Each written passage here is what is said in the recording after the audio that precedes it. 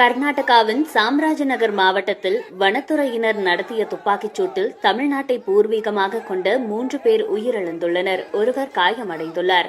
உயிரிழந்தவர்கள் மான்வேட்டையில் ஈடுபட்டதாகவும் அவர்களிடம் ஆயுதங்கள் இருந்ததாகவும் கர்நாடக வனத்துறை அமைச்சர் ராமலிங்கா ரெட்டி தெரிவித்துள்ளார். மரியமங்கலம் அருகே உள்ள பாதுகாக்கப்பட்ட வனப்பகுதியில் சிலர் துப்பாக்கிகளுடன் மான்வேட்டையில் ஈடுபட்டதாக வனத்துறைக்கு தகவல் கிடைத்துள்ளது. இதையடுத்து அதிகாலை ரோந்து சென்ற வனத்துறையினர் அவர்களை பிடிக்க முயன்றபோது இரு தரப்புக்கும் இடையே துப்பாக்கிச்சூடு நடந்ததாக கூறப்படுகிறது. இதில் அந்தோணிசாமி, ஜான்ரோஸ் பீட்டர், குமார் ஆகிய 3 பேர் உயிரிழந்தனர். மகிமைதாஸ் என்பவர் காயமடைந்தார். வனத்துறை ஊழியர் ஒருவரும் காயமடைந்ததாக அதிகாரிகள் தெரிவித்துள்ளனர். உயிரிழந்தவர்களிடமிருந்து மான் இறைச்சியும் 3 நாட்டு துப்பாக்கிகளும் கைப்பற்றப்பட்டதாக வனத்துறை தெரிவித்துள்ளது. ஆனால் துப்பாக்கிச்சூடு நடத்த வேண்டிய அவசியம் இல்லை என ஹானூர் எம்எல்ஏ மஞ்சுநாத் கேள்வி எழுப்பியுள்ளார். மூவரும் தமிழ்நாட்டை பூர்வீகமாக கொண்டவர்கள் என்பதால் தமிழ் பேசும் மக்கள் ஹானூர் வனத்துறை அலுவலகம் முன்பு திரண்டனர்.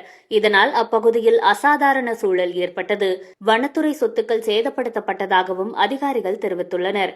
இந்த சம்பவம் தொடர்பாக முரண்பட்ட தகவல்கள் வந்துள்ளதாக கூறிய கர்நாடக முதலமைச்சர் டி.கே. சிவகுமார் மாஜிஸ்ட்ரேட் விசாரணைக்கு உத்தரவிட்டுள்ளார்.